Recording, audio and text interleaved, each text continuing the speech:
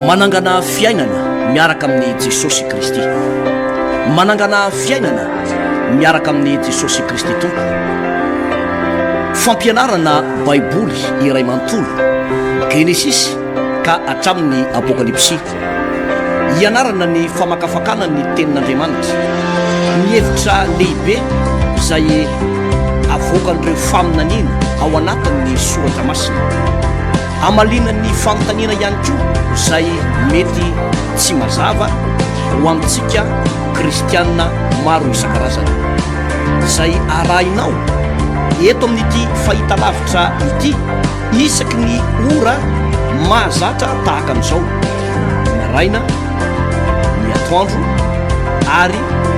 ny alina. Manangana fiainana miaraka amin'ny Jesosy Kristy tompo, fandarana manokana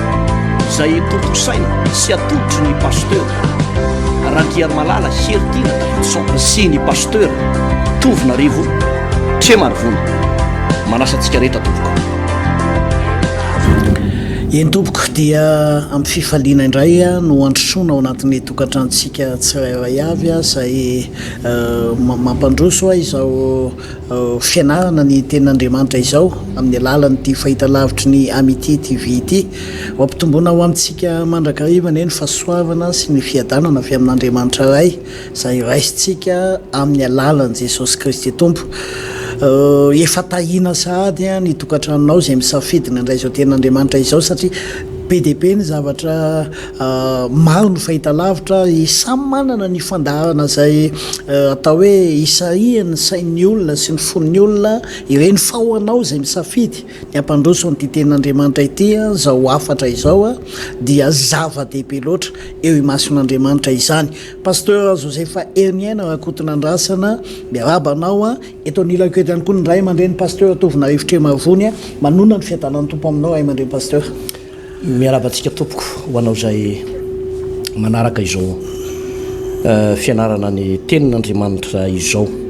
Hozy ny soratra masina any amin'ny Timoty faharoa toko 7:9-10 hoe fa izay rehetra soratra nomeny tsindry mandrin'Andriamanitra dia mahasoa koa ho fampianarana, ho fanotsiana izay diso, ho fitaizana ho amin'ny fahamarinana. Izany hoe raha zavaina misimisy kokoa dia hoe ity tenin'Andriamanitra ity no fanilon'ny tongontsika sy fanazavana ny lalantsika, mitarika antsika ho amin'ny fahamarinana rehetra. Koa manona ny fahasoavan'Andriamanitra ho anao izay mba ho liana ny amin'ny fianarana tenin'Andriamanitra. Araka ny foto-kevitra ny angatsika hatrany am-piandohana moa izany pasteur, dia tsy ny foto-kevitry ny fiangonantsika na ny antsika no resantsika eto, fa izay mba saina nomen'Andriamanitra atao anatintsika ato no anazavana an'ity Baiboly ray manontolo ity. Ka na Baiboly ina na Baiboly iny eo ampelantananao misy traduction be dia be ny Baiboly amin'izao fotoana izao amin'ny ankapobeny mitovitovy daholo ihany ny heviteny ao anatiny, dia fanazavana an'io andalatsoratra masina izay eo ambany masonao io, fianarana amin'ny Baiboly ray manontolo izay mbola tsisy nanao ngamba teto ambonin'ny tany hoe Apokalypsy, Genesis hatrany amin'ny Apokalypsy, fa tsika izao no manomboka azy ary dia sady mamaka ny Baiboly tsika no mianatra ny tenin'Andriamanitra. Na ianao eto Antananarivo na aty amin'ny faritra ity na itsika manaraka amin'ity Facebook na ity ato amin'ny YouTube sy ny ireo karazana serasera izay afahanao mantse, dia manona ny fahasoavan'Andriamanitra ho antsika ty ampitan'ny ranomasina eto Paris, eto Moscou, ianareo aty New York sy Washington, tia Canada aty amin'ny tany arabo aty moa zany dia misy malagasy be dehibe miasa, vehivavy maro be mpanaraka an'ity fandarana ity, eto Dubai, eto Koweït, indrindraindrindra ianareo eto Liban, izay amin'izao alinalina izao ianao amin'ny efitranonao rereo dia sady amin'ny écouteur kely iny miaino satria ny olona ao aminao tsy dia mpino kristianina avokoa moa zany, mahakala fivavahana kristianina, dia nefa dia misisika ianao mihaino tenin'Andriamanitra ho fahasoavana ho anao ny fandraisanao azany andalatsoratra masina sy tenin'Andriamanitra zany, tahin'Andriamanitra tompoko. Avy hatrany dia hivavaka isika metraka izao fandiniana ny tenin'Andriamanitra izao mba ho eo ambany fitarihan'ny fanamasina, ary hivavaka isika tompoko. Raha eo manome voninahitra anao izay misaotra indrindra manana fotoana tahaka an'izao afanay indray mianatra ny teninao, afanay mandalina ny teninao, miaina amin'ny teninao ihany koa. Davida ndray andro dia ny teny manao hoe maharahao ny fony mihitsy Jehova, ny natsapandro fa niala teo aminy ny tanany avy indrindra, niala teo aminy ny teniny avy indrindra. Tena marina tsy ny tananao niala akory fa ny teninao mitaka ny tsirey intsony, ary dia natsapa izy fa olona na goavana izany tompo. Zay mantsy dia matsapa hoe ny fiainanay dia ara-panahy, ny fiainana kristianina zay iarahanay aminao dia ara-panahy zany Andriamanitra fa tsy ara-nofo. Noho izany Jesosy mampahory anay ny tsy fahalalana ny teninao, ny tsy fisiny ny teninao, ary zao dia tombontsoa lehibe indrindra tompo, afahanay miaina, afahanay miazakazaka, afahanay mandroso amin'ny fahalalana tsara, satria omenao anay ny teninao, omenao fotoana izay afaka ndray ny teninao. Zany no ilazako tompo hoe efa tahina sady reto olona ireto naiza naiza afahany mandray ny teninao. Mankasitraka raiko ny anaran'i Jesosy, amen. Samoela voalohany toko 4 manomboka amin'ny andininy voalohany ka hatramin'ny andininy 12 ray aman-dreny pasteur Toko vakiko amin'ny anaran'i Jesosy. Zao ny soramandry: niny adin'ny Israely tamin'ny Filistina sy ny namam-pona ny fiaran'i Jehova. Ary tonga tany amin'ny Israely rehetra ny tenin'ny Samoela. Dia nandeha ny Israely hiady amin'ny Filistina ka nitobo teo anilany Ebenezera, ary ny Filistina kosa nitobo tany Efeka. Dia nilahatra ny Filistina hiady amin'ny Israely, ary efa raikitra niady dia resin'ny Filistina ny Israely ka nahafatesany tokony 4,000 lahy ny miaramila ny lahatra tany an-tsaha. Ary efa tonga tany etobo ny olona dia olona Israely: nahoana ny namela antsika teo alohan'ny Filistina tsy Jehova androany? Andeha laitsika amin'ny silo hoe ety amintsika ny fiaran'ny fanekeny Jehova, ka raha tonga ety amintsika izany dia hamonjy antsika amin'ny tanany fahavalontsika. Dia naniraka naka ny silo ny olona haka ny fiaran'ny fanekeny Jehova tompony maro izay mipetraka eo amin'ny kerobima, ary tao silo teo amin'ny fiaran'ny faneken'Andriamanitra izy lazana kely dia Finiasy. Ary efa tonga tany etobo ny fiaran'ny fanekeny Jehova dia niobo mafy ny zanak'Israely rehetra ka dia nanako ny tany. Ary efa ren'ny Filistina nioby dia hoy izy: inona hoe zany niobo mafy any atobon'ny Hebreo izany? Afantany fa tonga ao atobon'ny fiaran'i Jehova. Dia raiky tahotra ny Filistina ka nanao hoe Andriamanitra no tonga ao atoby. Ary koa izy: mahita loza isika fa tsy mbola nisy toy izao, mahita loza isika. Isa no hamonjy antsika amin'ny tanan'ireo Andriamanitra mahery ireo no Andriamanitra izay namely ny Egyptianina tamin'ny kapoka rehetra tany anefitra. Mahereza ary aoka hitombanday ianareo Filistina,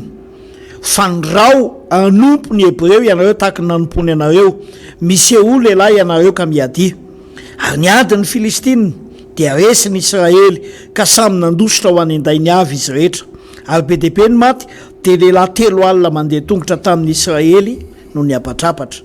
Dia lasa kobabo ny fiaran'Andriamanitra, ary maty izy mahalazana kely dia Ofinia sy Finiasy. Ary nisy lehilahy Benjamita anankiray niazakazaka avy tany amin'ny aramila ka tonga tao silo andro izay ihany. Ary tritra ny akanjony sady niosy tany ny lohany. Ary raha tonga izy indro ely nipetraka teo amin'ny sezany ka nitazana teo ambony-dalana, fa niemponiempona ny fony noho ny amin'ny fiaran'Andriamanitra. Ary noho ny tonga tao an-tanàna raha lehilahy ka nilaza dia nidradradratra ny tao an-tanàna rehetra. Ary efa reny ely ny feo midradradratra dia hoy izy: inona izao feo midradradratra izao? Ary ilay lehilahy nanantona faingana ka nilaza tamin'ny ely. Ary efa 7 taona ely tamin'izay, sady efa pahana ny masony ka tsy nahita izy. Ary hoy ilay lehilahy tamin'ny ely: izao ilay avy any an-tafika, ary androany anina nisirako niala tamin'ny miaramila. Ary hoy izy: nanahoana izay tany anaka? Dia namaly ilay nitondra ny teny ka nanao hoe nandositra teo alohan'ny Filistina ny Israely, ka be dia be no maty. Ary izy mahalazana koa Finiasy mba maty koa, sady lasa kobabo ny fiaran'Andriamanitra. Ary noho ny nilazany amin'ny fiaran'Andriamanitra izy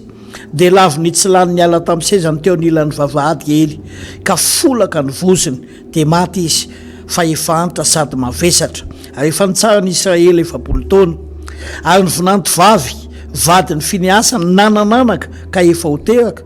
ko noho ny reny fa lasako babo ny fiain'Andriamanitra sady maty avokoa ny rafozany sy ny vadiny dia nitanondrika izy ka niatsijaza fa efa hoteraka ary efa nadiva hialaina izy dia niteny ireo vehivavy nitsangana teo aminy ka nanao taminy hoe aza matahotra fa velonday ianao fa tsy namalina ny aino izany izy dia nataony hoe ikaboda no narany zaza fa hoy izy afaka ny voninahitry ny Israely fa efa lasako babo ny fiaran'Andriamanitra sady efa maty koa ny rafozany sy ny vadiny ary hoy izy afaka tamin'ny Israely voninahitra fa lasako babo ny fiaran'Andriamanitra. Ay mandray pasteur atofo. Ya misaotra ny pasteur Josepha tao anatin'izay vakiteny izay. Raha hofitintsiko ela aloha zany pasteur ny resakitsika teo aloha indrindra eo amin'ny toko faharoa mialatsiny tompoko dia nisy an'ireto zatovolahy tanora anankiroa atao hoe Finiasa zanaky Hevitr'Andriamanitra. Izy ireo dia tena zatovolahy ratsy toetra ary tsy nakasitran'Andriamanitra mihitsy na dia taranaka mpisorona be aza satria Hevitr'Andriamanitra be zany no ray aman-dreniny. Ny fanatitra zay natao tao anatin'ny tempolo na tao anatin'ny trano fivavahana dia nalain'izy ireo ankeriny ary dia nihoaniny ankeriny izay fanatitra izay. Faharoa manarakaraka izany dia ireo vehivavy tsaratsara rehetrarehetra chorale intercession taosilo tamin'izany vanim-potoana zany dia mialatsiny amin'ity fitenenana ity hoe no vetabetaina izy anankiroa avokoa pasteur tamin'ny vanim-potoana io nefa tsy dia mba nandray andraikitra loatra i Hevitr'Andriamanitra fa ny teny tsotra izy hoe ino nanaka zao ataonareo zao fa manino nanaka dia manao an'izany nareo aza manao an'izany fa raha tsy eo mason'ny Jehovah ne zany zavatra ataonareo zany hoe lay fandraisana andraikitra zany tsy nisy na dia fantany aza ny fahadotsony lay zanany. Eo zany pasteur dia manamafy sady hoe ny andraikitry ny mpitondra fivavahana ny andraikitry ny pasteur dia saripady eo anatren'Andriamanitra ary zany mahatonga ny Baiboly manao hoe ny olona mendrika atao mpitandrina dia olona mahafehy tsara ny ankohonany mahafehy tsara ny ankohonany zany hoe raha mbola ao anatin'ny tokantranonao zany ny ankohonanao dia tokony ho azonao fehezina fa rehefa tsy hotsondra izy manana safidiny manokana izy pasteur rehefa miezaka ihany koa le mpanompon'Andriamanitra mandray andraikitra ka lay zaza na lay tanora mihitsy no mivoana dia anazy zay fa le fandraisana andraikitra Hevitr'Andriamanitra zany teto no tsy nisy dia inona ny zavatra nitranga tao anatin'le izy pasteur nanomboka niala tao amin'ny Hevitr'Andriamanitra be ny tanan'Andriamanitra niala tao amin'ny Hevitr'Andriamanitra be ny tanan'Andriamanitra ary Finiasa dia araka ny nambara teo hoe maty nisy zavatra vitsivitsy nyresahana teto tamin'ny lesona omaly ohatra amaky anankiray zao ohatra hoe eo amin'ny andininy mitoko faharoa dia ny andininy enina amby telopolo dia ny soratra masina ary ho avy izay sisa rehetra amin'ny taranakao mantsianyely zany ka iankohaka eo anatreny angataka vola kely sy mofo iray ka na hoe masina ianao mba tendreo isan'ny mpisoronao mba azahoako sombo mofo anina zany hoe no zonon'Andriamanitra tena sanatry miresaka ho lasa 4 mihitsy ny taranaka ity Hevitr'Andriamanitra ity ho mpangataka mofo kely ozy mpangataka vola kely dia eo amin'ny toko fahatelo ndray dia eo amin'ny andininy fa 7 dia izy ihany matsy an'ity taranaka ely ity koa izany no ny anyanako ny amin'ny taranaka ely fa tsy hisy fanatitra afaka ny elony mandrakizay. Eritrereto pasteur fa tena zava-doza be zany nazo an'ity taranaky ely ity sy ely manokana vokatra ilay hoe tsy fandraisana andraikitra tamin'ilay taranaka izany ary ny zavatra misy aza moa zany pasteur Joseph eo amin'ny toko fahatelo ihany vakiko ihany izy pasteur toko fahatelo dia izy manao hoe ny andininy voalohany tapany faharoa ny andininy voalohany tapany faharoa eo amin'ny toko fahatelo dia izy manao hoe ary tamin'izany andro zany efa nahalana ny tenin'i Jehovah tsy nisy fahitana ny seo loatra vokatra ilay fahotanana zanakely zany sy le tsy fandraisana andraikitra dia tsy miteny intsony tsy niteny tsony tao silo Andriamanitra, tao amin'ilay tempolon'Andriamanitra Andriamanitra, niala tao mihitsy zany Andriamanitra pastera Joseph Rakotonandrasana. Zany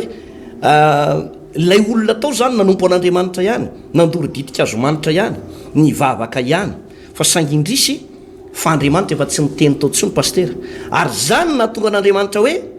ny safidolona dia Samoela zaza zany novidian'Andriamanitra, ary natonga an'Andriamanitra ny safidy an'i Samoela dia zao zanaka tao anatin'ny fianianana sy ny voady Samoela, iana vadiny Elikana no ny voady hoe raha mba omen'Andriamanitra taranaka dia atolotra izy amin'ny androm-piainako rehetra. Dia io rangaha io sady tsy hatrany kibondreny nefa tsy sorotoka, tsy nina biby maloto, tena nanam-pahamasinana. Zany hoe ny androm-piainana rehetrarehetra zany dia natsapan'izay fanatrehan'Andriamanitra sy ny fahamasinana zay. Zay efa mitinana pasteur satria mitohy amin'ity toko faefatra ity le izy hoe ny fanontaniana mipetraka mantsy eto dia hoe naninona no niady tamin'ny Filistina ny zanak'Israely, dia nefa resy tosika teo anoloana ilay Filistina, nefa lay fiarany faneken'i Jehova nalaindry zareo tao silo. Mandrakariva nefany eo amin'ny fiarany faneken'i Jehova eo zany misy ny didy folo, ao ny misy ny lalàny Mosesy, ao ny misy ny kerobima. Dia mandrakariva zany ao foana ny fanatrehan'Andriamanitra. Fa tamin'ity indray mandeha ity tsy zay ny zavatra nitranga pastera Joseph. Averiko indray mandeha vakina ny izy eo amin'ny andininy voalohany toko faefatra. Ary tonga tany amin'ny Israely rehetra no tenin'ny Samoela, dia nandeha ny Israely hiady amin'ny Filistina, ka nitoby teo anilany Ebenezera, ary ny Filistina kosa nitoby tany Efeka. Dia nilahatra ny Filistina hiady amin'ny Israely, ary efa raikitra ny ady dia resy ny Filistina ny Israely ka nahafatesana tokony 4,000 lahy ny miaramila nilahatra tany an-tsaha. Dia reo ny zavatra nitranga teto pastera, niady ny zanak'Israely ary nieritreritra fandraisy. Dia teto tsy zay nefa ny zavatra nitranga, fa ny fanohitra tamin'izay 4,000 no maty ny Filistina. Inona nga ny antony? Ny antony pastera dia ity: tsy Andriamanitra naniraka an'izy ireo hiady tamin'ny Filistina teto. Andriamanitra efa tsy niteny mihitsy. Andriamanitra efa tsy niteny tsony. Tsy Samoela ihany koa. I Samoela voaositra ho mpaminany teto, mpaminany Jehova, fa tsy mbola nanana fahafahinta izy fahefana feno. Tsy mbola na fahefana tamin'ilay olobe teo amin'ny zanak'Israely zany, satria ny olona tamin'izany fotoana zany nandeha tamin'izay sitraky ny fony avy. Dia rehefa nahalala reo hoe efa nisy mpaminany nitenenan'Andriamanitra indray, i Samoela tsy niteny tamin'ny zareo, Andriamanitra tsy niteny tamin'ny zareo mandana miady amin'ny Filistina, dia iny izy fanandeha kinantso faty olona be dehibe no nitranga tamin'izany vanim-potoana zany. Zany ny raha lasa rabavy malala hitantsika misy vanim-potoana rehefa tsy miteny Andriamanitra, dia ny zavatra tokony mamaky aloha dia hoe inona ny antony tsy tenenan'Andriamanitra amiko na tsy tenenan'Andriamanitra amin'ny olona anankiray. Fa raha tsy miteny Andriamanitra pastera, za miteny aminao fa zay atao rehetrarehetra midofotra daholy, tena midofotra daholy. Baiboly dia milaza ao tompoko fa izay tarihan'ny fanahan'Andriamanitra no zanak'Andriamanitra. Zany hoe raha tsy mitarika antsika ny fanahan'Andriamanitra zany amin'ny zavatra anankiray atao, dia hidofotra foana tsika ary ho simba foana ny zavatra anankiray zay atao. Zay anankiray pasteur. Fa ny zavatra anankiray faharoa natonga an'Andriamanitra tsy nomba nreto zanak'Israely reto dia izao: ilay ferahany reto mpitarika reto tamin'ny zanak'Ely anankiroa. Reto zanak'Ely reto zany tena ozona be mihitsy. Io dia mampatsiaro an'ilay tantarany akana mianakavo hoe tsy ombanareo tsony aho Jehova raha tsy levonina ny zava-baosina. Dia ireo koa zany mba niarana nafika, nefa Andriamanitra zao nefa niteny fa ireo ndray dia tsy ho ela velona tsony. Tsisy taranaka ela velona eo amin'ny taranak'Israely vokatra izy mirahalahy reo. Dia reo nefa no ohatrany hoe mpitaritafika tany iray, reo mipikirakira ny zava-masina mihitsy, mipikirakira ny zava-masiny Jehova. Ireo no nibata an'ilay fanaky Jehova, nibata an'ilay fiaran'ny faneken'i Jehova. Nampalahelo resy teo anoloan'ny Filistina ny zanak'Israely. Zany no masaro-pady ny resaka asa fisoronana pasteur Joseph, hoe raha manao asa fanompona ny olona anankiray dia tokony olona tena ny bebaka marina miainao anatin'ny sitrapon'Andriamanitra sy ny fahamasinana vonona anaraka ny tenin'Andriamanitra no mikirakira ireny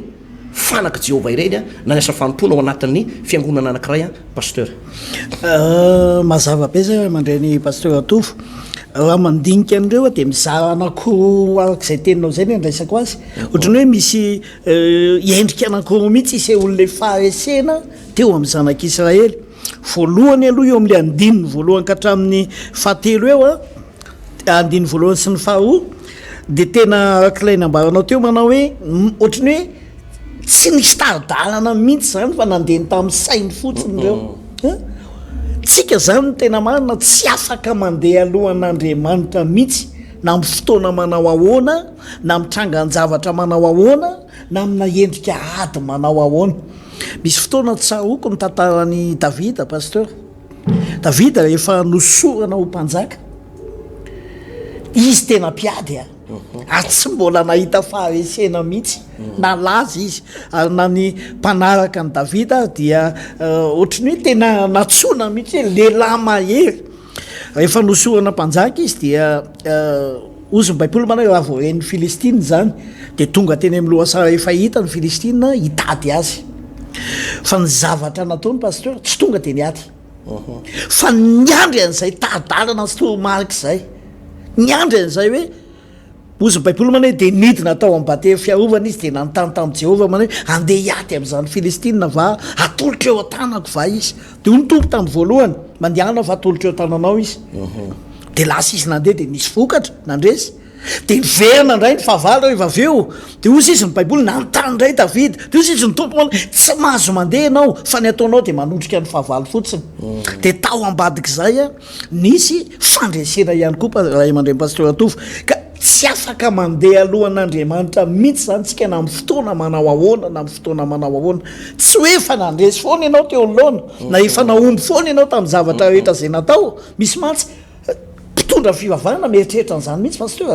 hoe efa misetsika ohatra dia tena misy fotoana izy nefa tena hoe nandeha niaraka tamin'ny tenin'Andriamanitra tamin'ny toromarika zay nomen'Andriamanitra niainga tamina resaka révélation mihitsy izy koa tao anatina fahamasinana tanteraka dia naomby nomban'Andriamanitra fa taty aoriana nefa nisy zavatra niendaka mihitsy zay fomban'Andriamanitra dia izy mieritreritra manao hoe ty efa fahazarany ty efa nahomby foana hatramin'izay fa tsy zay ny zavatra misy ary zay ndray andro nisy fotoana nandrara ny zanak'Israely mihitsy Mosesy satria nisy fotoana ny zanak'Israely eo amin'ny tenin'Andriamanitra tsy mahazo mandeha reo dia ozy izy ireo manao hoe andeha zay ndrehetra zay vonona hiakatra ho any amin'ny tany zay nomeny Jehovah anay fa ozy izy Mosesy manao hoe nahoana ny mandika ny didiny Jehovah ianareo tsy ombanareo Jehovah misy fahavalo eo alohanareo zay zany dia zavatra anankiray mila takatra tsika foana tsy afaka mandeha mialohan'Andriamanitra isika. Ny faharoa dia zao tonga saina ihany indray izy pasteur ary na ny fanontaniana napetrany ary dia ozy izy manao hoe nahoana Jehovah no nanolotra atsika eo alohan'ny fahavalo androany dika zay hoe tsy niaraka tamin'ny mihitsy Andriamanitra dia ozy izy manao hoe andeha alaitsika ozy izy ny fiaran'ny fanekena zany hoe misy zavatra banga tao zany misy fanatrehan'Andriamanitra zay tsy tonga mihitsy zany tao dia nakan'io moa izy dia nieritreritra fa efa nandresy kanefa arak'ilay teninao teo manao Andriamanitra pasteur tsy miaraka amin'ny olona mpanoto zany ny tena marina. Andriamanitra dia marina miteniny foana raha vao mankasitraka ho tataopotsika isika dia tsy momba antsika Andriamanitra zay ny toerana nisan'reto zanakely reto ka zany mila takatry ny olona mihitsy efa maninona ny resy foana maninona nady atao hoe mivavaka sy manompo an'Andriamanitra ary domineny ny fahavalo foana resy manoloana mitranga ny zavatra rehetrarehetra mila dininy io raha vao misy otao raha vao misy indrindra hoe ao anatina fikirakirana ny fanompona misy olona tena atao hoe tsy mandeha araka ny sitrapon'Andriamanitra dia miala Andriamanitra dia izy mitompo atovy ary fa amin'ny fotoana ianao mandeha dia fafambaraka mihitsy moa fafambaraka nompofon'Andriamanitra mihitsy manao rehefa tsy miaraka aminareo any dia fafambaraka ny zavatra misy eo aminareo ay mandray pasteur Atovo marina zany ny fiarahana miaraka amin'ny tompo arak'izay teninao zay tsy maintsy mila ianao zany a mandre ny feo an'andriamanitra mandre ny feo an'andriamanitra tsy resaka expérience la izy ozy izy ny ovakitsika kely anie ny oabolana toko fa 7 de eo amin'ny andininy fa 8 de ozy izy hoe raha tsy misy fahitana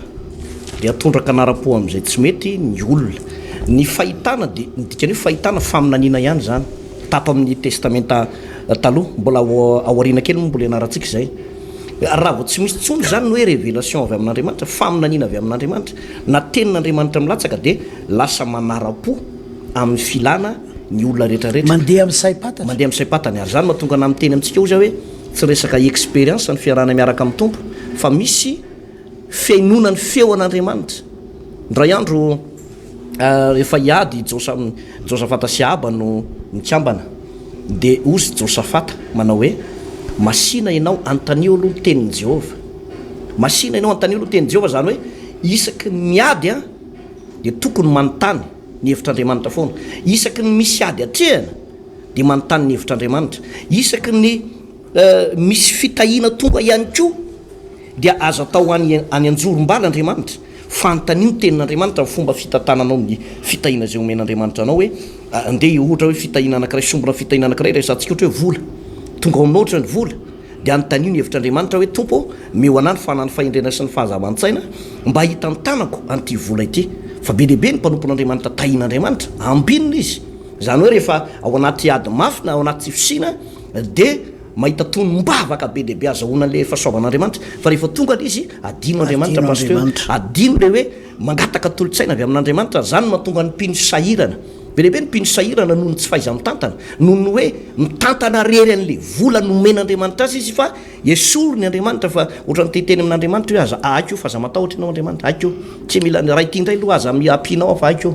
fa amin'ny zavatra fa ampinao fa ty aika kosa ty ka tsy zay leva le izy pasteur fa ninninona zany fahasoavana andraisinao teo anatrehan'ny tompo de mila ny fanohanan'Andriamanitra foana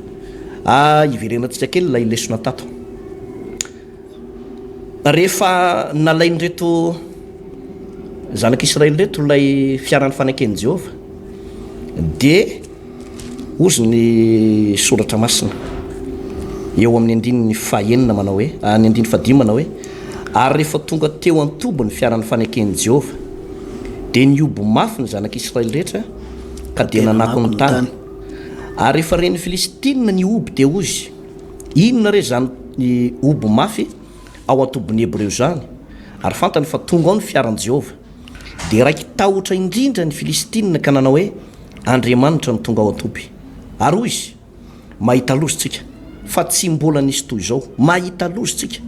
izy namonjy antsika amin'ny tanan'ireo Andriamanitra mahery reo ireo no Andriamanitra zay namelon'ny Egyptiana tamin'ny kapoka rehetra tany anefitra mahireza ary eo ko hitombo-anday anareo ry Filistina fandrao anompo ny Hebreo anareo tahaka ny nanompony anareo misy eo lehilahy anareo ka miady ary niady ny Filistina de resy ny Israely ka samy nandositra hoany antainy avy izy rehetra ary be dehibe no maty de lehilahy 3 alina mandeha tongotra amin'ny Israely no ny ampatrampatra de lasa kobabo ny fiaran'Andriamanitra ary maty izy mirala zanakely de Ofiniasy Finiasy ny zavatra nitranga teto aloha zany pasteur de Jean nalaindreo zanak'Israely ny fiaran'ny fanaken'i Jehova de nataony tao atoby ary rehefa natao tao atoby io a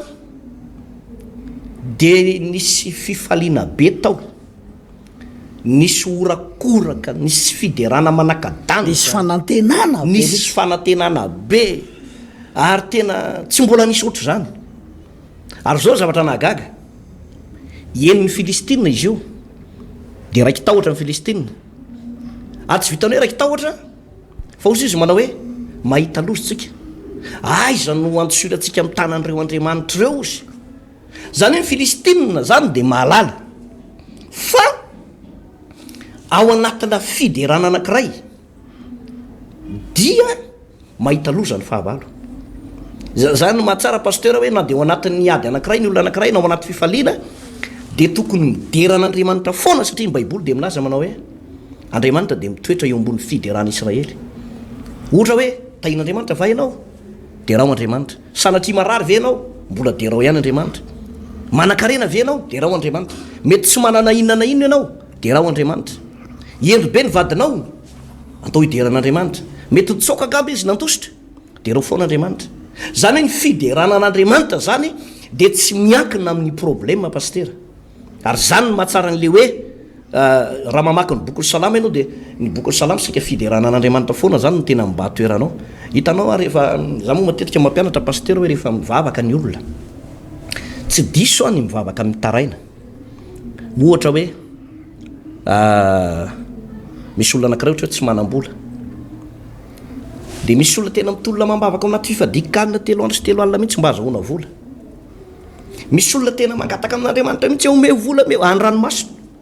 de ny fieritreretanao ve hoe ny ranomasina azahoana vola ary ianao hoe de mieritreritra fa tsy hoain'Andriamanitra zany, vitan'Andriamanitra zany pastera. Be de be ny olona amin'ny taraina no zavatra anankiray angatany ao anatrehan'Andriamanitra de tena mivelivelona tabatra ohatr'izao mihitsy hoe tena jereo Andriamanitra fa tsy zany ny tena izy. Za tsy miteny hoe diso zany vavaka zany fa ny tena mahombombo kokoa pastera de ny fiderana an'Andriamanitra. Ina moa le hoe mideran'Andriamanitra tsy voatery ho hira ny fiderana an'Andriamanitra. Fideran'Andriamanitra de fanandratana an'Andriamanitra eo amin'ny toerana ohatra hoe raha angataka vola amin'ny tompo ohatra de hoe hainao atao zany Jesosy lehibe ianao n'Andriamanitra ny nofo rita tsy misy zava-mahagaga anao ny tany sy rehetra eo aminy vitanao io Jesosy, vitanao io tena hainao io Andriamanitra hainao io Jesosy tsy maintsy resinay zao ny fahavaloko ahitany voninahitra amin'ny sion fiainako indray azao. Hitanao fa na ny fonao aza manana fitsarana raha mideran'Andriamanitra ianao. Le fitarainana de miteraka aretim-po fa ny fanandratana an'Andriamanitra de miteraka fitsarana ao anaty. Ary zay no mahatsara ny fideran'Andriamanitra ao anatina vavaka anankiray. Tsy voatery manao sitrana tompo fa ho faty tena ho faty angamba tena ho faty sady mitomany ny mare makaretim-po maty amin'ity aretiko ty de tena mety ho lasa tampoka fa tandremo fa ny zavatra tokony atao de hoe Jesosy manasitrana ny foko ianao satria mpanasitrana ianao, mpanao fahagagany ianao, tsy misy tsy hainao atao, zavatra rehetra ozy ianao de hainy mino. Zany atao fiderana an'Andriamanitra. Ianao de Andriamanitra mpamorona ianao, afaka manolo ny vaovao ato anatiko ianao, tsy voatery anao réparation ny tompo na anao retapage ny tompo fa izao afaka manolo izy pastera satria mpamorona ny Andriamanitsika. Zany le hoe fiderana pastera. Ka nanomboka nidera teto ny zanak'Israely de niororo ny fahavalo fa saingindrisy rehefa vita le fiderana de nalefa niady mbola resy any le zanak'Israely ary faty olona tsy faty olona satria 3 alina be zao ny ray maty teto. Inona nga ny antony pastera? Ny antony de tsotra be, nidera zareo fa tsy teo Andriamanitra, tsy nanatrika teo Andriamanitra, izy niorakoraka fa tsy teo Andriamanitra pastera. Le antony ho any mahatonga an'izy hoe tsy nanatrika teo Andriamanitra de andrasany hoe misy andalatsoratra masina anankiray vakiko ty pastera Joseph eto amin'ny Isaia toko voalohany asandiny fafiry izy iny manao hoe alako Jehova ny fivoriana masina aroaroa mpaharatsina. Mba jereko le pastera manomboka eo amin'ny andininy fa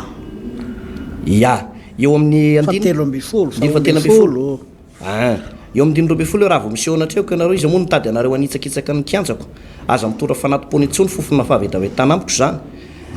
tsy zakako ny fivoriana masina roaparatsiana ny voalombolany sy ny sabata sy ny maro samihafa de eo zany hitanao hoe Andriamanitra tsy makasitraka mihitsy raha ao anatina fotoam-bavaka anankiray misy olona pastera hoe sanatrian'zany sanatria ohatra hoe ilay mpitendry zava-maneno ohatra ao anatin'ny trano fivavahana ao anatin'ny fiangonana, olona pampirafy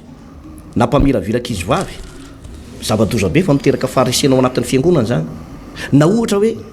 misy tompona ndraiky tao mpitarika hira fiderana na mpikirakirany na mpitory teny mihitsy sanatria miaina ao anatina fahalotom-pitondratena de miteraka faharesena na alefa aza le fiderana pastera. Tena miteraka faharesena zany zavatra rehetrarehetra zany ary zany ilaina an'le hoe ny fanatrehan'Andriamanitra sy ny fahamasinana. Ao anatina fahamasinana sy ny fanatrehan'Andriamanitra no ahitana ny voninahitr'Andriamanitra satria raha tsy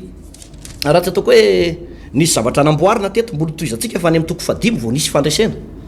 any amin'ny toko 5 vao nisy fandraisena fa teto amin'ity toko 4 ty zany aloha zavatra nitranga zany de fahafahambaraka be mihitsy ho an'ny zanak'Israely ary fahadisom-panantenana ho an'ny zanak'Israely satria ny zavatra nitranga teto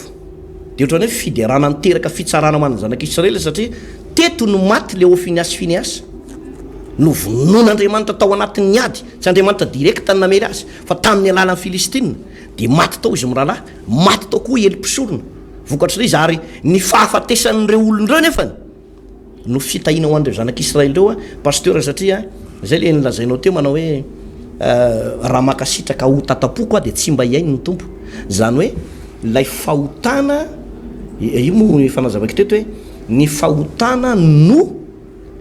ozinina matanjaka be indrindra manerana an'izao tontolo zao mpamokatra faharavana mpamokatra fahampitehana mpamokatra adalahy mpamokatra fantrana sy aretina ny fahotana ny orinasa mpamokatra an'io zany hoe ny olona anankiray zany tia hita fahafatesana tia hita fahampitehana tia hita faharavana tia hita ny karazana problema rehetrarehetra io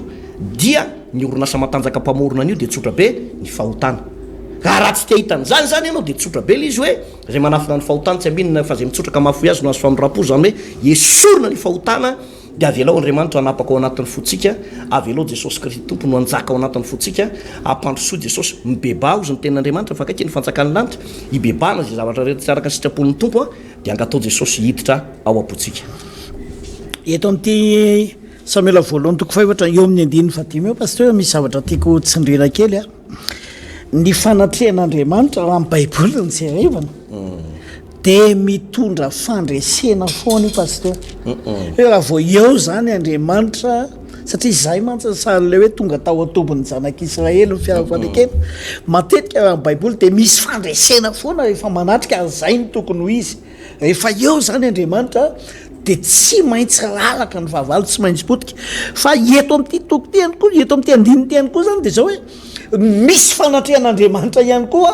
mety hoe azo hoe teo ihany Andriamanitra tamin'ny alalan'le sarin'le fiarafanekena fa zao vokatry le fahotana de Andriamanitra mihitsy koa no mamely Andriamanitra mihitsy no mandringana mampahery ny tanan'ny fahavalo manolotra le olona eo tanan'ny fahavalo manolotra ny olona eo tanan'ny fahavalo mampahery ny tanan'ny fahavalo mihitsy marina foana ny tenin'Andriamanitra iny hoe tsy ombanareo intsony ahozy izy ny tompo raha vao misy fahotana eo aminareo ka zany de tena zavatra mila dinina lalina mihitsy eo havana malala eo amin'ny fiainantsika tsika ao anatin'io atao hoe miantso ny fanatrehan'Andriamanitra ianao de tena misy fotoana ianao ohatra ny mahatsapy zany fa ny zavatra tsapanao nefa de zao resy ihany ianao anatin'le izy dininy zany fantarina mihitsy zany eo amin'ny fiainantsika fa tsika io de tokony ho mpandresy foana zay ny tenin'Andriamanitra ne ny fitondra Jesosy atsika ozy izy de tahaka ny fanao zay avy nandresy ny zavatra mafinahitra ihany koa nefa de zao ny fahavalo de manaiky fa mahery Andriamanitra pasteur ny Andriamanitra tsika kristianina zany de tena mahery io Andriamanitra io mahery Jesosy io satria vao ien'ny Filistina fotsiny zany de ny varahotsana tanteraka izy arak'le tenao teo manao zay mihitsy ny voambolana nivoaka hoe mahita loza isika iza ny amonjy atsika mitanan'ireo Andriamanitra mahery eo zany hoe ny fahavalo rehetrarehetra zany de manaiky fa eo ampelantanan'ny Andriamanitsika ny hery tsy afaka ilahatra amin'ny Andriamanitsika zany izy tsy afaka ilahatra amin'ny herin'ny Andriamanitsika zany izy pasteur Atova ka zava-dehibe ane zany ozy izy ny Baiboly manao hoe nandevoly ihany koa ane ozy izy mba mino ny anaran'i Jesosy de mangovotra tanteraka mihitsy io zavatra misy eo amin'ny fiainanao io zany ry havana malala de zao matahotra ny anaran'ny Andriamanitra ao io matahotra n'Andriamanitra ao io fa ny mahatonga anazy mahery ny mahatonga anazy afaka ny ohatrany hoe mba miseho mitsangana de manapotika ny antony de zao misy zavatra tsy milamina eo pasteur misy zavatra tsy afan'Andriamanitra mihetsika eo de le nitenentsika teo hoe fahotatsika ihany zany zay ne nilaina le hoe dinio ny tenanareo hoe mila mandinika foana havana manala manoloana n'ireny trango reny manoloana n'ireny zavatra somary manahirany eo amin'ny fiainantsika reny mbola hiditra amin'ny toko fadimy tsika pasteur rehefa mandinika kely an'io de tena zao hoe nony amin'ny anaran'Andriamanitra mihitsy de Andriamanitra ny asa nampahery azy nampahery ny anarany naneo ny voninany teo amason'ny fahavalo manao hoe tsy misy Andriamanitra tahaka azy havana malala tsy haiko hoe manao ahoana ny fiainanao fa fotoana andininy zao raha kristianina ianao tsy tokony ho esy zany ary tsy fifaliana ho an'Andriamanitra mihitsy no manolotra anao eo tanan'ny fahavalo tsy fifaliana ao an'Andriamanitra no mahitanao hitsakitsahany favalo, ny mahitanao hososen'ny favalo, hososen'ny toedy zava misy fa zao ilaina foana ny mandinika misy antony daholy reny zavatra reny. Maninona Andriamanitra ny tsy mihetsika, maninona Andriamanitra ny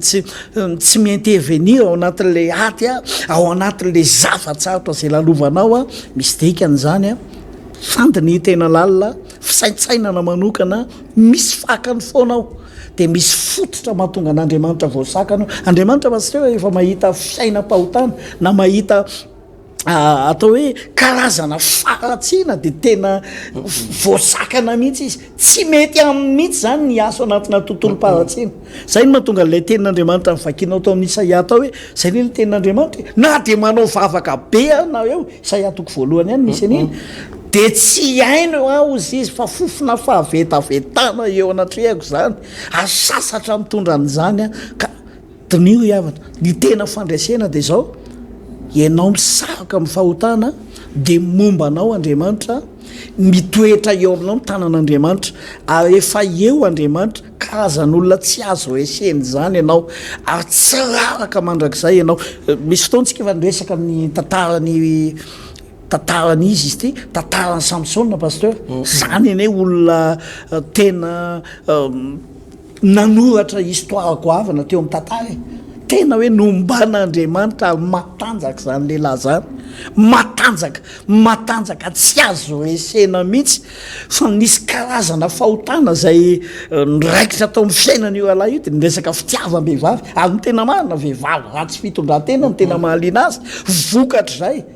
dia nampidi-doza lasa niteraka fafambaraka hienatra mihitsy ho an'ny Samsona fampitehana tanteraka nefara tamin'ny fahafatesana tamin'ny famoizam-po hoe avelao hiaraka hifaty amin'ny Filistina ary magaga ty Filistina ty foana ny favalo ka eto zay dia te hilaza aminao manao hoe zao aisina ny fandraisena hoe havana tena sitrak'Andriamanitra ho anao sitrak'Andriamanitra mihitsy ny ametraka ny fiainanao eo amin'ny loasa eo amin'ny avoana ny fandraisena mihezinezina mba ho hitan'ny olona rehetrarehetra fa velona ny Andriamanitra aminao miaraka aminao ay mandray pasteur atofo maraparanantsika azy pasteur raha fitinitsiko ely izy teo dia ity adina trehana teto ty dia ady tsy niainga tamin'ny faminan'iny Samoela akory na ady tsy niainga tamin'ny taridalany fanahy masina fa niainga tao anatin'ny fahataitairana ary filambaniny fotsiny tamin'ny Filistina. Zay ny zavatra nitranga teto zany pasteur. Andriamanitra tsy niteny manao hoe mandana miady amin'ny Filistina. Raha tsarotsika tsara sady mamerindesona kely tsika dia rehefa namorona ny taberna kely na ny fionana i Mosesy dia isaky ny miainga io androraona sy andro afo zay miainga vo amin'ny taberna kely io zay vo miainga Mosesy. Misy 2 volana, misy herinandro, misy 2 volana ary misy andro hoany maraina l izy tsy mandeha dia rariva indray dia miseho dia miainga. Iny zany dia taridalany fanahy masin'Andriamanitra ary raha jerentsika tena ady aditsika ihany koa dia hoe tamina makivaky ny ranomasina mena dia teo ny andro rahona tamin'izay fotoana zay ary ny andro rahona iny no nahatonga ny ireo miaramila ny farao sy ny kalesin'ny farao ny bahana n'ilay namboly elanelana teo anatrehany sy ny zanak'Israely ka natonga ny zanak'Israely tsy ho tratran'ireo fahavalon'ireo mihitsy. Rehefa manao zavatra reo olona miainga foana eo ambany fitarihan'ny fanahy masina. Raha tanora ianao zao ka hanambady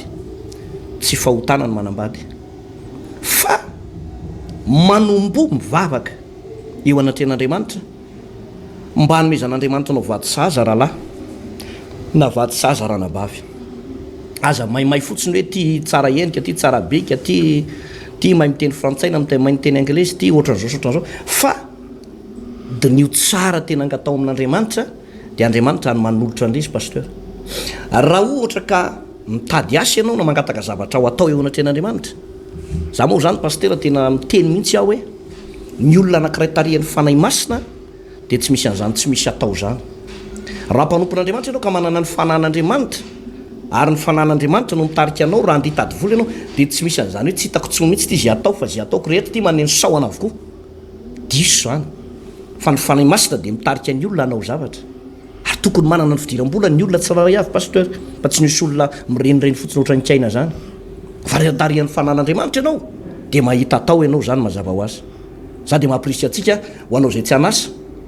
na ho anao zay tena tsapanao hoe fitahina mahazatra foana andraisinao hitanao le fitahina mahazatra efa vita ao anatina comptable mihitsy hoe vola raisiko 100 000 francs isan'andro ny tombony na 50 000 francs par jour zao zay fitahina mahazatra fa misy fitahina tsy mahazatra fipoahana explosion na de bénédiction goavana be tokony ho hitatsika zany ao amin'ny fitarihan'ny fanay masina no ahitana zany pasteur zero tsara ny zavatra antranga teto maraparanatsika azy fa nisy lehilahy benjamita anankiray izy eo amin'ny 120 niazakazaka avy tany amin'ny miaramila ka tonga tao silo androtro zay zany hoe nitondra tatitra anakany amin'ny ely izy io zany inona zavatra antranga izy ianao tsy nitondra vaovao mahafaly mihitsy tatitra mampidi doza mampiakatra tension ny olona 11 tonga de niakatra 22 tena tonga de grave be mihitsy miaraka amin'ny palpitation dogodogodogodogodogodogo de tatitra ratsy foana zany noeno de nanontany ely isaky no manontany ely ratsy foana manontany ely vaovao ratsy ary ny farany tena ratsy be de mba izy mirahalazana kokoa ny mba dila koa e finiasa koa mba maty ko de ina tsy mitena ny arana nanaraka fa avy ao afara tao hitanao zany fa misy karazan'olona tsy mandre vaovao mahafaly mihitsy mandritry ny androm-piainany tontolo andro tsisy vaovao mahafaly ao anatin'ny volana anankiray tsisy vaovao mahafaly mihitsy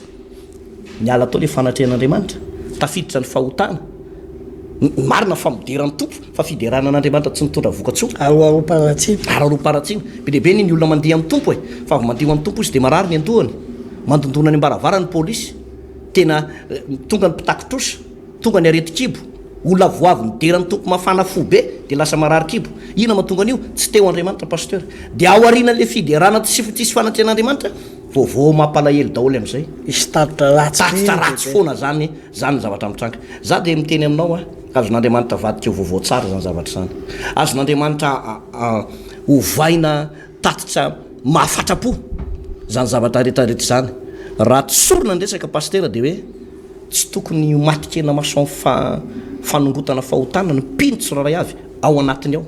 ny pasteur ny fiangonana rehetra ary indrindrandrindra ho atsika dada sy neny atao anatin'ny tokantrano ato hoe tsy tokony matikena maso amin'ny zanaka tanora sy ny hoe amin'ny olona atao anatin'ny tokantrano ato na misy vahiny manao ny ataony de ao izy no misotro labera ao no misotro toka satria fianakaviana satria piraitapo de manao ny ataony eo de sanatrian'zany ny toeranao koa lasa chambre fijangajangana zany pasteur tena mitondra tatitra mampididoza mihitsy ho an'ny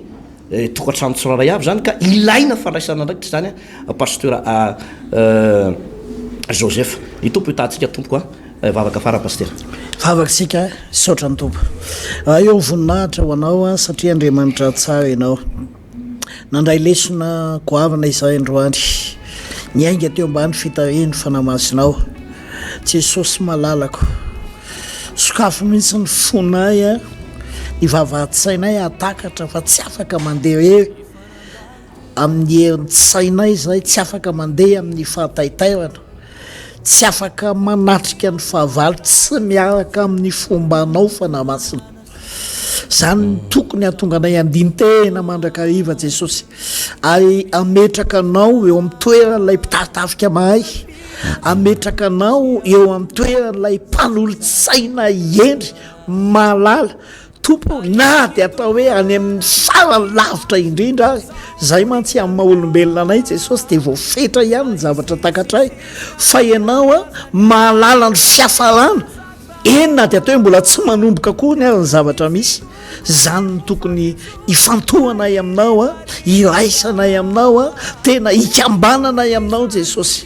ampio ihany koa zay asa anam-pasahina Jesosy malala amongotra hatramin'ny fakany eo karazana fahotana zay tao hoe mahatonga ny tanan'Andriamanitra tsy momba anay mahatonga ny fanatrehan'Andriamanitra tsy ho eo aminay meo anay ny fahasahina fa tsy ho matikena maso tompo malalako tsy hoe ifanamboatra na ifandamina amin'ireny zavatra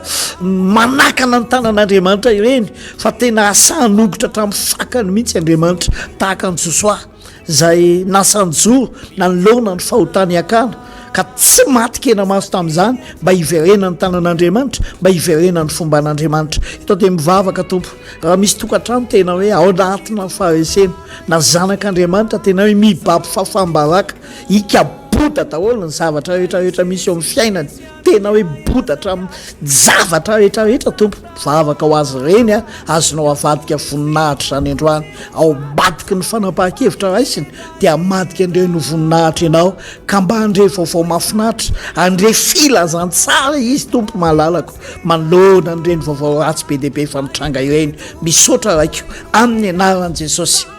amen. Eny tompoko faranantsika indray zany aloha nyresaka androany pasteur raha sitrapon'andriamanitra raha-pitsy toizana eo amin'ny toko 5 mba hiresaka indray tsika ny fandresena ny zanak'Israely raha-pitsy raha sitrapon'andriamanitra fa dia mifarany aloha zany a ny iny teo iny nisy tolombavaka amin'ny teneninao teo hoe ikaboda dia boda daholo tokoa ny zavatra rehetra atao zay ny anaran'ilay zanaky ny zanaky Finiasa zafikely ely zany a satria maty izy mirahalahy dia maty koa ely dia mitolefitra raha matoa dia teraka somatsara ikaboda nefa dia boda ny loha dikany hoe tsy misy voninahitra tsisy voninahitra fa dia boda daholo zay rehetra natao satria teraka zany a ikaboda tompo hitantsika tompoko feloma tompoko manangana fiainana miaraka amin'ny Jesosy Kristy manangana fiainana miaraka amin'ny Jesosy Kristy tompo fampianarana baiboly iray manontolo genesis ka hatramin'ny apokalypsy hianarana ny famakafakana ny tenin'andriamanitra ny hevitra lehibe izay avoakan'ireo faminaniana ao anatin'ny soratra masina amalina ny fanontaniana ihany koa izay mety tsy mazava ho amintsika kristianina maro isan-karazany izay arahinao eto amin'ity fahita lavitra ity isaky ny ora mahazatra tahaka an'izao ny araina ny atoandro ary ny alina manangana fiainana miaraka amin'ny Jesosy Kristy tompo fandarana manokana izay tontosaina sy atodotry ny pasteur Randriary Malala Heritiana Davidson sy ny pasteur Tovinarivo Tremarivony manasantsika rehetra tompoko